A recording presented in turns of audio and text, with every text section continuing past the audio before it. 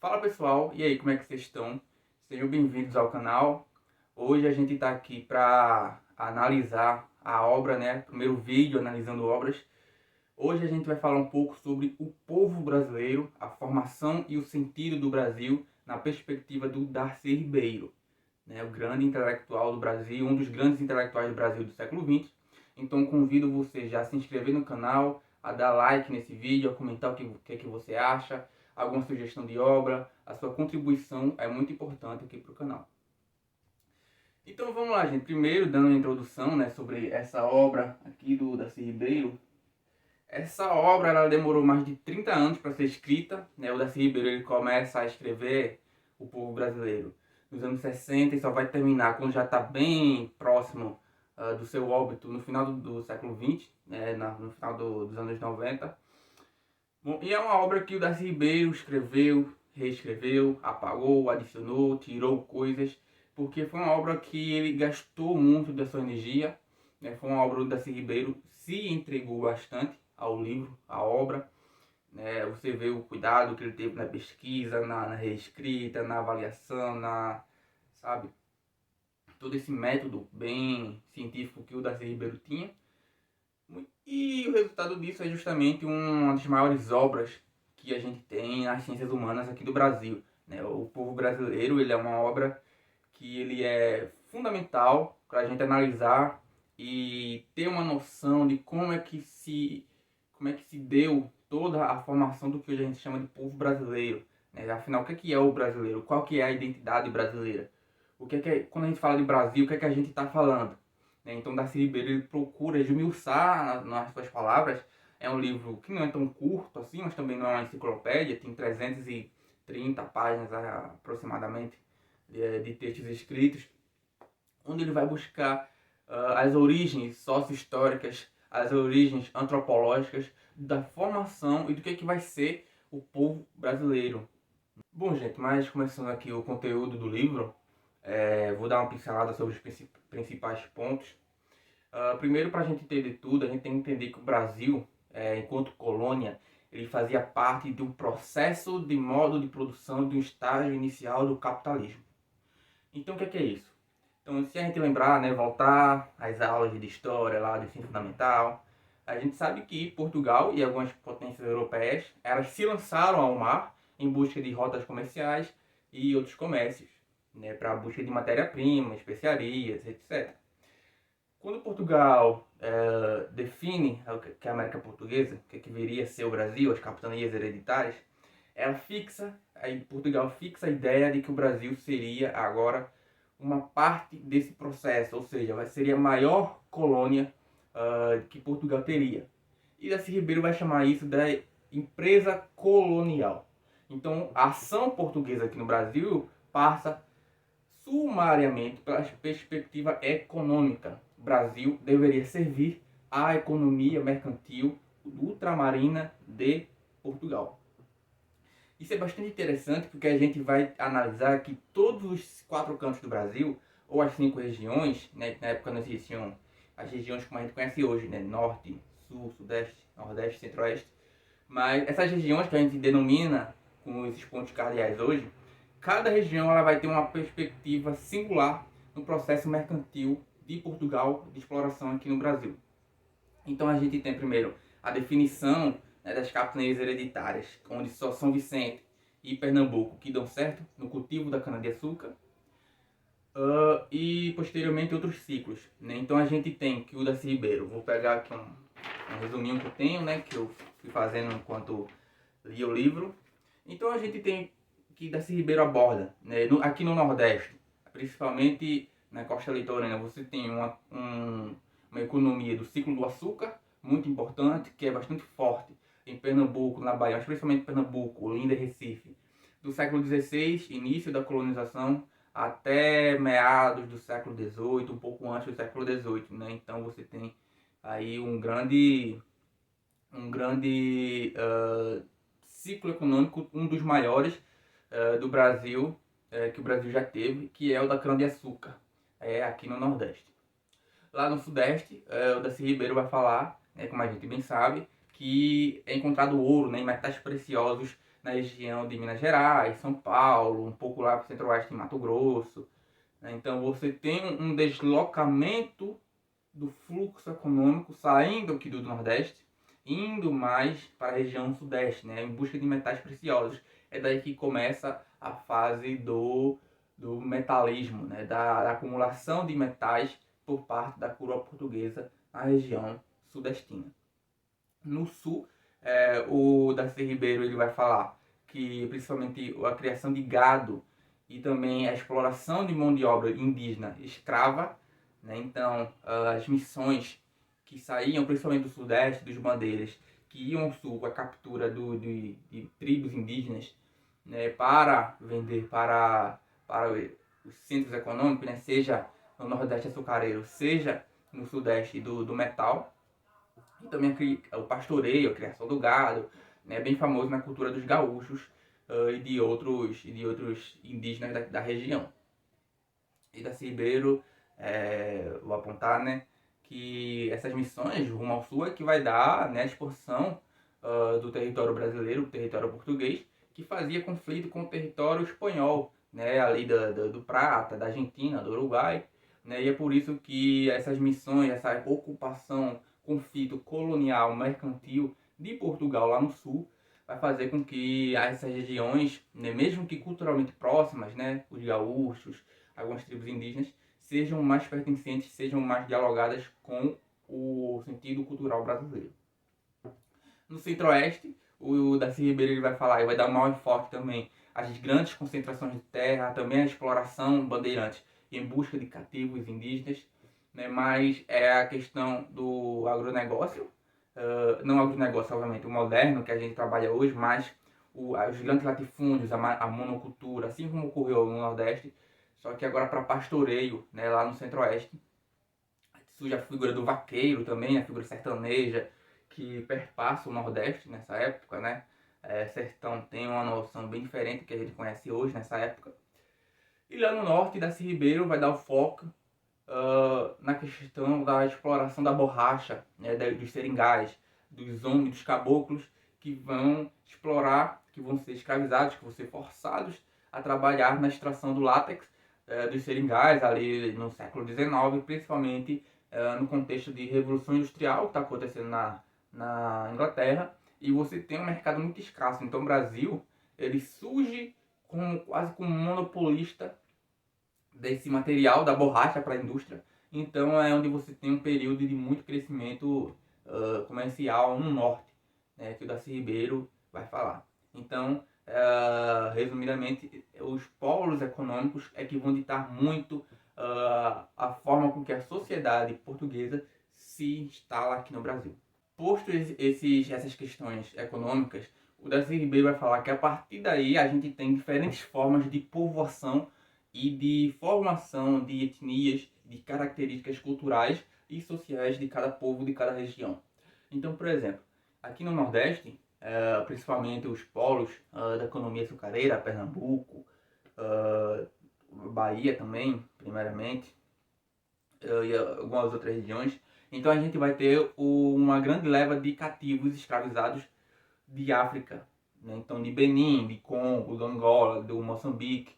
Então você tem grande desembarque desses negros vindo de África escravizados, formando um grande contingente negro e mestiço aqui no Nordeste. Obviamente que, como eu já falei, à medida que o fluxo econômico ele foi se movimentando pelo Brasil, era comum que os escravizados que desembarcassem aqui no Nordeste, que eram de um senhor do Nordeste, fossem vendidos ou angariados, emprestados para o outro fluxo econômico, seja lá no Norte ou no Sudeste. E é bom a gente diferenciar aqui que os negros eles recebiam algumas características, alguns nomes, né? De acordo com a sua familiaridade com o novo território que é o Brasil. Então, os escravizados vindo direto da África, que não sabiam português, eram conhecidos como boçais, negro boçal, né? O escravo boçal.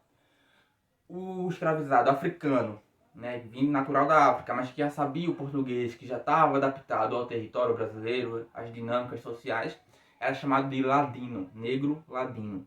E o filho desse escravizado africano, de todos os seus descendentes, era chamado de crioulo ou mestiço.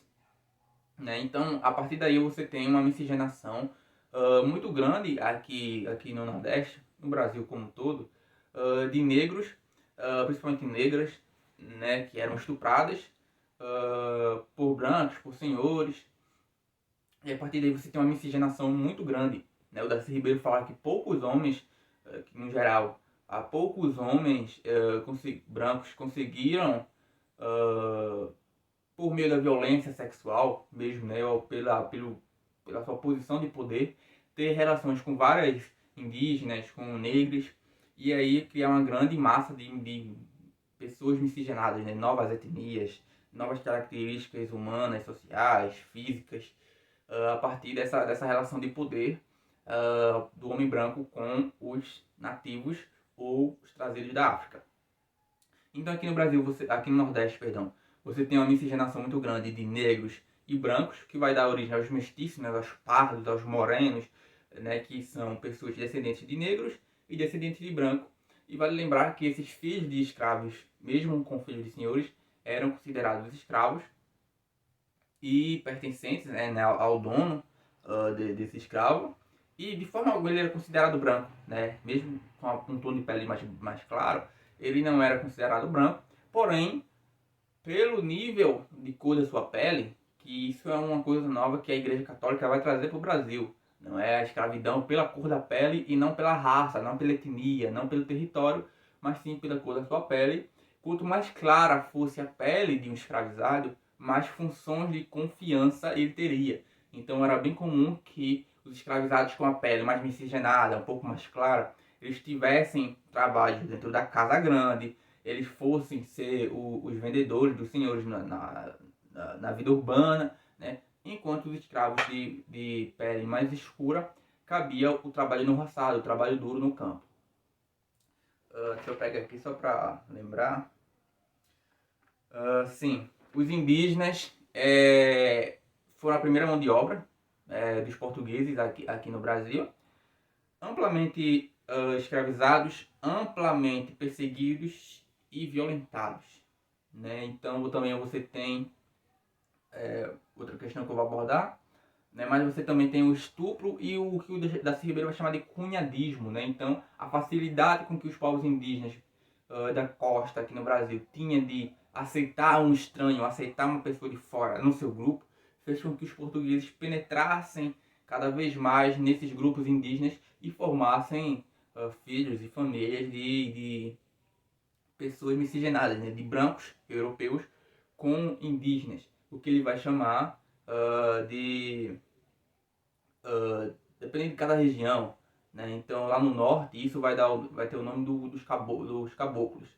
Aqui no Brasil, mas principalmente lá na região sudeste, Rio de Janeiro, onde você tem uma concentração, você tem o branco com o indígena sendo chamado aí de mamelucos. Perdão, esqueci aqui agora. Os mamelucos que é a principal etnia dos bandeirantes, né, que vão ser os capitães do mato, né, posteriormente. E aqui só para lembrar, então você tem brancos e indígenas no Nordeste dando origem ao que ele chama de vaqueiro, posteriormente o homem sertanejo, né, então o homem pobre, o homem ligado à terra, no trabalho servil, né, é o que Darcy Ribeiro vai chamar principalmente os homens de mãe indígena e pai branco europeu.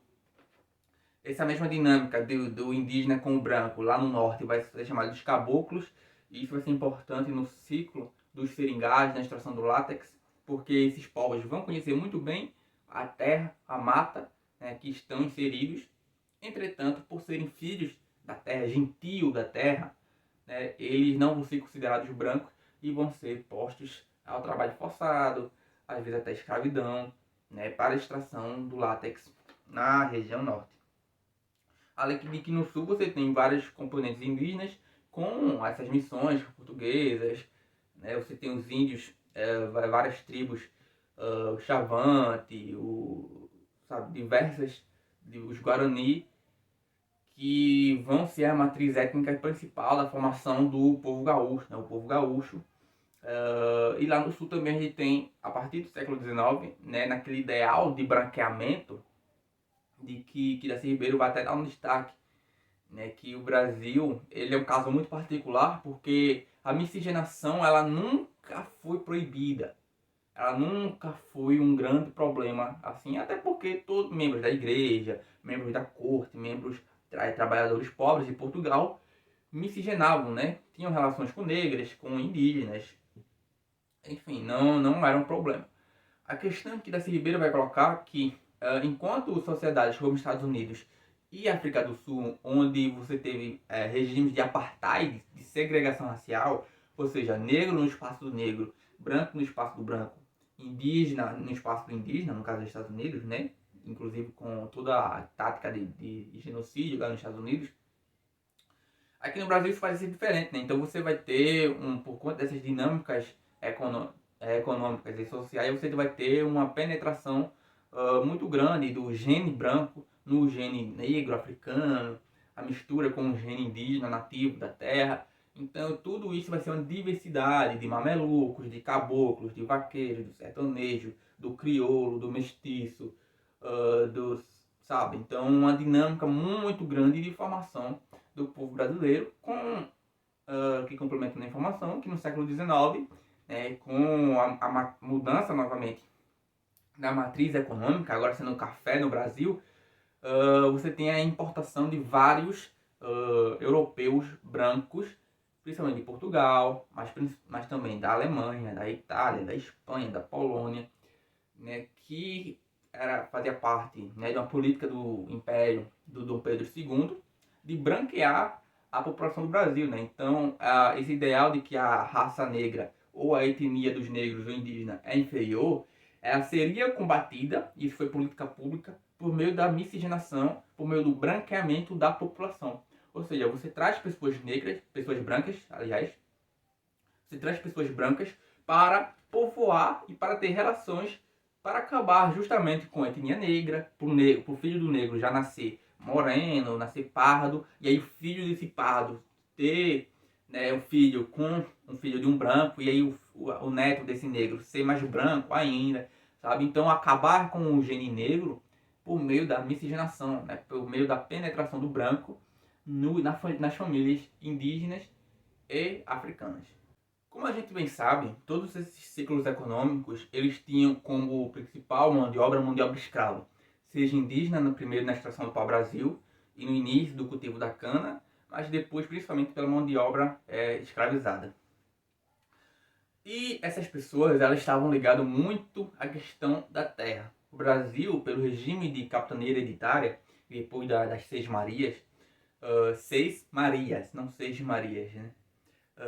Então você tem grandes concentrações de terra aqui no Brasil, no sistema produtivo, que formam verdadeiros latifúndios, muitos deles improdutivos, né, porque a terra era uma grande questão de poder e de riqueza. Né? Então, muitos filhos desses escravizados, desses trabalhadores de serviço, eles acabam sendo submetidos a relações de poder, inferiorizados alguns donos de terra, de latifúndios, né? Muitos senhores de engenho que depois viraram coronéis, né? Vou dar um exemplo aqui do Nordeste, né? Onde o coronelismo ele foi um regime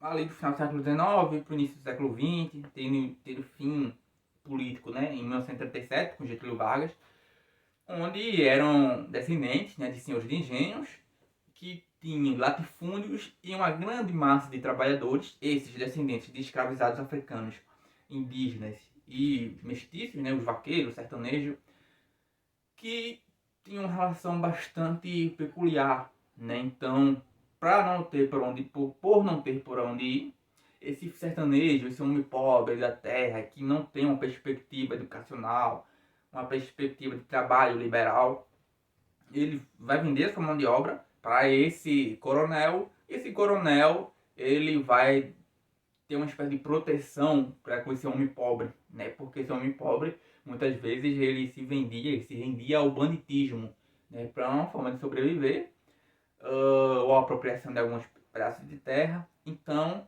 o coronel era muito comum de abarcar famílias e famílias dessas famílias pobres, sertanejas, mestiças, dentro da sua terra, né? E obviamente você tem todo um regime político que ensejou a Primeira República do Brasil, né? A política dos governadores, né? Um acordo dos governadores junto com o governo federal, junto com esses coronéis, com essas lideranças locais, que fazia com que famílias e famílias se perpetuassem no poder e que continua até hoje no Nordeste. Né? A gente tem vários casos de estados onde famílias disputam poder até hoje, sabe? Depois de várias décadas. Então o Darcy Ribeiro ele coloca essa perspectiva, essa semente do que a gente vê hoje do patriarcado político, do apadrinhamento político que a gente vê principalmente no Nordeste, mas no Brasil todo, no Brasil como um todo, né? A gente vê agora que o agronegócio, esse mais moderno, ele dispõe de vastas áreas de terra, né, para a produção de commodities de exportação, justamente pela herança desses grandes latifúndios, monocultores, alguns improdutivos, que descendem dessa região econômica ali do sertão para o centro-oeste do Brasil, onde você teve grandes repartições de terra, né, formando o que a gente chama do homem sertanejo, do homem caipira na questão de São Paulo, que eram homens que são pobres submetidos a essas ligações servis e bem precarizados de trabalho para grandes latifundiários.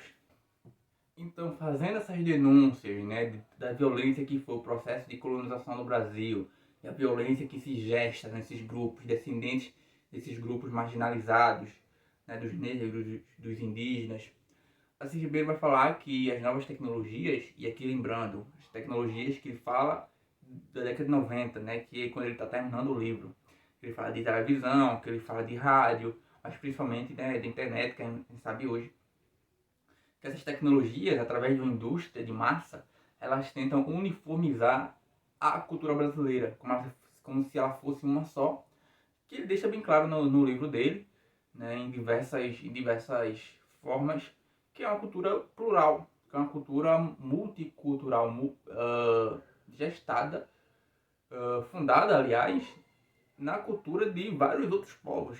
Né? Então, mesmo que o africano não reproduzisse seu modo de vida de África aqui no Brasil, mas ele trazia características e se adaptavam na nova realidade. Né? Mesma coisa o indígena, que era capturado, que não poderia mais viver como vivia nas suas tribos, em seus grupos, mas reproduzia algumas características herdadas de geração em geração. Né? Então, Darcy Ribeiro vai dar essa crítica